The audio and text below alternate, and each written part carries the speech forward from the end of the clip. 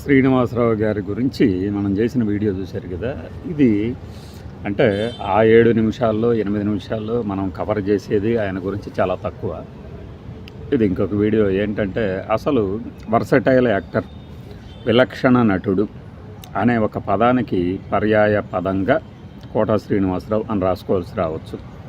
ఈ జాబితాలో చాలామంది ఉన్నారు. తాజాగా ఈయన పేరు కూడా ఇప్పుడు లెజెండ్ అయ్యారు. కోట శ్రీనివాసరావు గారు ప్రాణం ఖరీదు అనే ఒక సినిమాలో ఒక చిన్న క్యారెక్టర్, ఒక 5-6 డైలాగులు ఉన్న క్యారెక్టర్లో ముందు కనిపించారు. దాని తర్వాత టి కృష్ణ గారి సినిమాల్లో పాత్రలు వస్తూ ఉన్నాయి. కానీ ప్రతిఘటన అనే ఒక సినిమా వచ్చిన తర్వాత నేను మినిస్టర్ కాశీయన మాట్లాడుతాండా అనే ఒక డైలాగు, ఆ యాస, ఆ మాండలికంతో ఒక విపరీతమయంగా పేరు ప్రతిష్టలు వచ్చాయి. పేరు వచ్చేసింది కోటా శ్రీనివాసరావు ఎవరైనా భలే ఉన్నాడే అని. ఆ సందర్భంలో పేరు వచ్చింది కానీ గ్యాప్ వచ్చింది.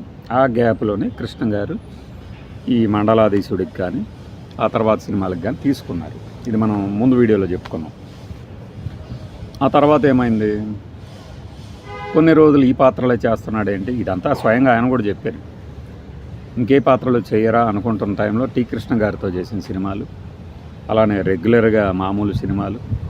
అంటే అప్పటికి 78 అంటే రావు గోపాలరావు గారు, సత్యనారాయణ గారు, నూతన్ ప్రసాద్ గారు, అంటే వీళ్ళు ఈ ముగ్గురు కామెడీ, విలనిజం, క్యారెక్టర్ ఆర్టిస్ట్ 3 పాత్రలు చేయగలరు. ఈ 3 పాత్రలతో వారు దున్నుతున్న సమయంలో ఈయన ఎంట్రీ ఇచ్చారు.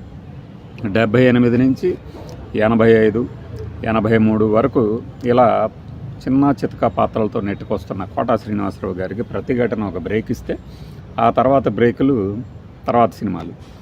ఆయనలోని ఒక వెర్సటాలిటీని బయటపెట్టింది అహనా పెళ్ళంట. అహనా పెళ్ళంటకు సంబంధించి రామానాయుడు గారు ఎప్పుడు చెప్పేది బతుకున్న రోజుల్లో, శ్రీరాములయ్య అనే సినిమా ఓపెనింగ్కి వచ్చిన చంద్రబాబు నాయుడు గారికి కానీ మిగతా వాళ్ళకి కానీ ఈ ఫ్లోరు కోటా శ్రీనివాసరావుది అని చెప్పేవాళ్ళంట. ఎందుకు అంటే అహనా పెళ్ళంట అనే సినిమాకి ఆయన ఖర్చు, ఆ వచ్చిన పెట్టుబడికి లాభాలు, వాటితోనే ఆయన ఫ్లోర్ కట్టించారు అని చెప్తారు. అంటే ఆయన సహృదయం, ఈ నటుడు వల్ల నాకు ఇంత లాభాలు వచ్చినాయి, వాస్తవానికి అందులో రాఘోపాలరావు గారిని తీసుకోవాలనుకున్నారు. ఇవన్నీ వాళ్ళు చెప్పినవే, ప్రత్యేకంగా నేను చెప్తున్నాయి కాదు. అయితే రావు గోపాలరావు గారిలో తెలియని ఒక సాత్వికత ఉంటుంది. మొహంలో తెల్లగా ఉంటారు. అంటే చెప్పాలంటే ఒక ఎడ్డి మొహండైతే సరిగ్గా సరిపోతాడు. అది ఎవరు అంటే కోటా గారి పేరెంట్స్ సజెస్ట్ చేయడంతో జంధ్యాల గారు ఆ సినిమాలు తీసుకున్నారు. తర్వాత జంధ్యాల గారి సినిమాలు గురించి చెప్పాలంటే ఆయన మూర్తి గారు మధ్యాహ్నం ఫోన్ చేశారు. ఎవర్రా బాబు ఈ వాయిస్ ఎవరిది, ఎవడైనా బూతులు తిట్టాన్ని ఫోన్ చేస్తున్నాడా ఏంది అనుకుని రికార్డ్ చేశారు. అలా జంధ్యాల గారి సినిమాల గురించి మాట్లాడాలనుకున్నప్పుడు దీంతో చెప్దామని చెప్తున్నా. ఆయనకంటూ ఒక స్పెషల్ క్యారెక్టర్ ఉండేది. ఆ మాటకు వస్తే అసలు జంధ్యాల గారి సినిమాల్లో ప్రతి క్యారెక్టర్కి ఒక మేనరిజము, ఒక పాత్రోచితమైన వైశిష్ట్యం ఉండేది. అందులో నాకు హై హై నాయక ఒకటి. ఇది హై హై నాయకలో బూతులు మాట్లాడే తన కొడుక్కి చక్కని సంస్కారం అబ్బాలి అని చెప్పేసి తెలుగు మాస్టర్ని పిలిపించడం. చూపులు కలిసిన శుభవేళలో అచ్చ తెలుగు గ్రాంధికం మాట్లాడే తండ్రి క్యారెక్టర్. బావా బావా పన్నీర్ అనే సినిమా అంటే పెద్దగా విజయం సాధించలేదు కానీ చాలా చక్కగా ఉంటుంది. రూపకళ అని ఒక హీరోయిన్, ఒక మేకప్ ఆర్టిస్టు తాలూకు కుమార్తె అని చెప్తారు ఆమె. ఆ సినిమాలో ఒక అనాథ బాలికని పెంచుకొని ఆమెను పెళ్లి చేసుకోవాలనే ఒక దురుద్దేశంతో పెంచుకుంటాడు ఈయన. దానిని నరేష్ భగ్నం చేస్తాడు, హీరో నరేష్. అందులో తనని బావా అని పిలవమని చెప్తూ ఉంటాడు ఆ పసిపిల్ల చేత. ఇలాంటి ముదనష్టపోడు ఏంటి అని వీళ్ళందరూ బాధపడుతున్న సమయంలో అతనికి బుద్ధి చెప్తాడు నరేష్. ఆ సినిమా కూడా చక్కగా ఉంటుంది. అంటే ఒక జంధ్యాల గారి ఆరోగ్యకరమైన హెల్దీ హ్యూమరస్ మూవీస్లో పాటు ఆ తర్వాత మనీ అని మన ట్రెండ్ సెక్టర్ రామ్ గోపాలవర్మ గారు ఉన్నారు కదా, ఆయన సినిమాల్లో ఆ మనీలో మనకి వెడ్డింగ్ కార్డ్స్ తీసుకొని మన నర్సింగ్ అంతకుముందు స్టోరీ చెప్తూ ఉంటాడు పరేష్ రావల్కి. చెప్తున్నప్పుడు కెమెరా ప్యాన్ అయినప్పుడు మెల్లిగా నిద్రపోతున్న కోట గారు నిద్రలేస్తారు. ఒక పాట, భద్రం బీ కేర్ఫుల్ బ్యాచులరు, భర్తక మాటకు బ్యాచులరు అని. ఆ క్యారెక్టర్ కొద్దిగానే ఉంటుంది కానీ బాగా ముద్రేస్తుంది. దాని తర్వాత గాయంలో వెళ్ళిన క్యారెక్టర్ ఏం చేస్తున్నావు అంటే ఖండిస్తున్నా అంటాడు. ఏం ఖండిస్తున్నారు, మీకైనా అర్థం అవుతుందా అంటే ఖండిస్తున్నా అంటాడు. అప్పట్లో అదొక పాపులర్. శివాలో క్యారెక్టర్ కానీ, మాచిరాజు మాచిరెడ్డి మరి ఏదో క్యారెక్టర్, కృష్ణారెడ్డి అని మన రఘువరన్ అంటాడు కదా, 2 లారీల జనాన్ని తీసుకెళ్ళి నరికే అన్నట్టు. క్షణక్షణంలో క్యారెక్టర్ కానీ, క్షణక్షణంలో ఉన్నాడా లేడా సరే గుర్తులేదు. అంటే పరేష్ రావల్ క్యారెక్టర్ ఆయన చేస్తే ఎలా ఉండేదో కానీ, అంటే వర్మ గారి ఒక ట్రెండ్ సెట్టర్ డైరెక్టర్ కూడా అభిమానించే స్థాయిలో ఆయన నటన ఉండేది.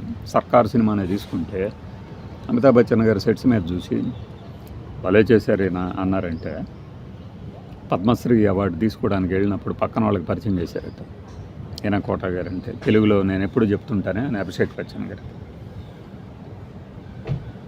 ఆ తర్వాత కృష్ణవంశీ గారి సినిమాల్లో కానీ, పూరి జగన్నాథ్ సినిమాల్లో కానీ, మనకి అతడు సినిమా ఉంది చూసారా, త్రివిక్రమ్ శ్రీనివాస్, దాంట్లో ఎంత సహజంగా ఉంటాయి ఆ డైలాగు. మనకు కూడా కావాల్సింది అదేలేమ్మా అంటారు చూడండి. ₹1 ఇస్తున్నాం నేను మేము చూడాలనుకోదా అనగానే చెప్తారు కదా ఇప్పుడు మహేష్ గారు, ఇది గన్నును చూడాలనుకో తప్పు లేదు, బుల్లెట్ని చూడాలనుకో అంతే. అలాంటి ఒక సెటిల్డ్ డీప్, అంటే ఇప్పుడు కంటి చూపుతో కూడా క్రౌర్యం పలికించగలిగినటువంటి క్యారెక్టర్లు ఆ గణేష్ కానీ, శత్రువులో కామెడీ ఉన్నటువంటి విలనిజం, నిరీసం టైపు క్యారెక్టర్ని ఎలా డిజైన్ చేశారు కోడి రామకృష్ణ గారు. అదే కోడి రామకృష్ణ గారు పంజరం అనే ఒక ఫ్లాప్ సినిమా ఉంది, అందులో మీనాని పెళ్లి చేసుకోవాలని ట్రై చేసే క్యారెక్టర్ బహుశా ఆయన. ఇంకోటి ఆమె సినిమాలో హీరోయిన్, ఆమె సినిమాలో మన మీనాని పంజరంలో బంధించి, అంటే పంజరం అంటే పంజరం కాదు, ఈ సంసార బంధంలో ఇరికిద్దామని ట్రై చేసే క్యారెక్టర్. ఆమెలోనేమో మన ఊహని, అంటే ఆస్తి కోసం కొడుకు చనిపోతే కోడల్ని పెళ్లి చేసుకొని ఆస్తి దక్కించుకుందాం అనే క్యారెక్టర్. ఇలాంటి వాటికి ఒక పెట్టింది పేరు అన్నమాట కోట శ్రీనివాసరావు. ఇంకా ఆయన గురించి చెప్పుకుంటూ పోవాలంటే రాధారవికి, ముత్తు సినిమాలో రాధారవికి ఆయన డబ్బింగ్ చెప్పారు. ఖచ్చితంగా ఈయనే ఆయన వాయిస్ అనిపించాడు. కొంతమంది ఎంచుకున్న వాళ్ళకి మాత్రమే డబ్బింగ్ చెప్పారు కోట గారు.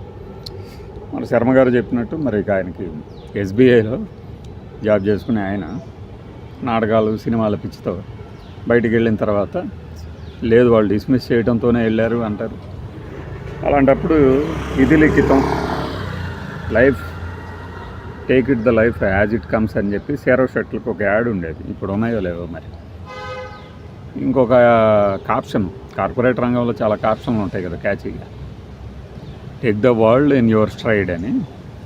నీ మార్గంలోకి లైఫ్ని తెప్పించుకోవాలా, లైఫ్ పంపించిన మార్గంలోకి నువ్వు వెళ్ళాలా అనే ఇదిలో ఉన్నప్పుడు ఆయన రెండో మార్గానికి పంపబడ్డారు, దానిలో అద్భుతంగా రాణించారు.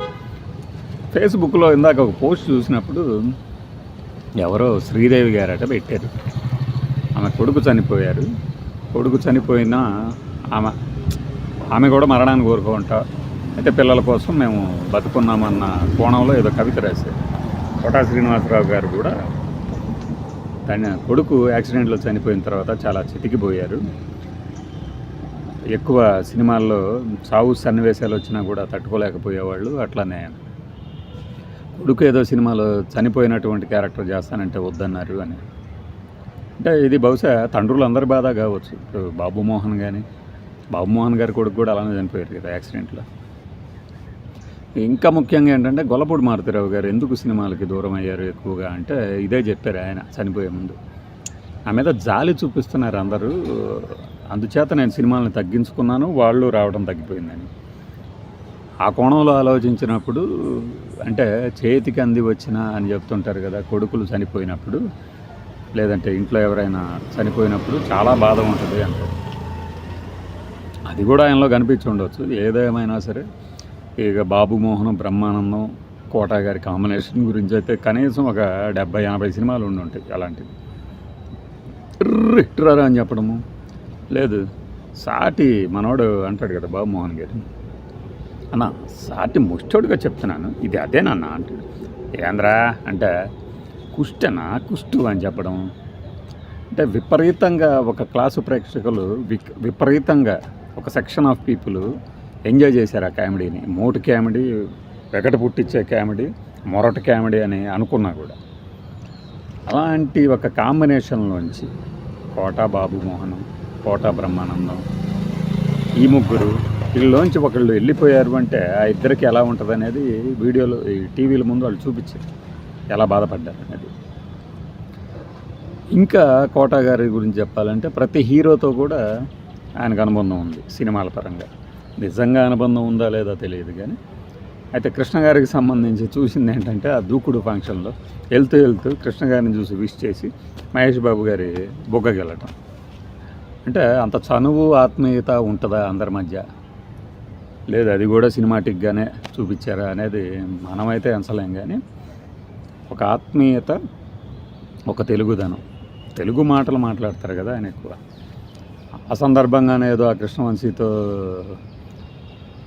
ఆయన ఎందుకు తమిళ వాళ్ళని తీసుకొస్తాడు, తెలుగు వాళ్ళు లేరా అని అడగటం, ఆయన ఏదో సవాల్లాగా ఈయనకి క్యారెక్టర్ ఇవ్వటం. అయితే ఏంటంటే కోట గారిలో నటన బయటకు తీసుకొచ్చినవి, సెటిల్డ్ యాక్షన్ అవి తక్కువ.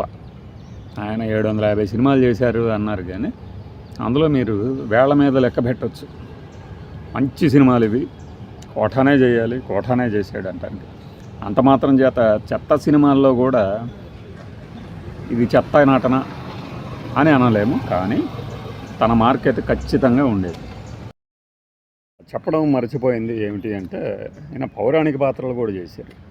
అష్టలక్ష్మి వైభవం కానీ, శ్రీదత్త దర్శనం కానీ, అట్లానే సుమన్తో యముడన్నకి మొగుడు అనే ఒక సినిమాలో శనీశ్వరుడిగా కూడా చేశారు. యముడన్నకి ఆయన మొగుడు అంటే సుమన్ టైటిల్ రోలు, యముడన్న ఎవరై అంటే శనీశ్వరుడు, అది కోటా శ్రీనివాసరావు గారు. ఇంకా ఇలాంటివి ఒక స్పెషలైజ్డ్ క్యారెక్టర్లు అంటే ఆయన కోసం ప్రత్యేకంగా డిజైన్ చేసిన దర్శకుల్ని పూర్తిగా మెప్పించారు.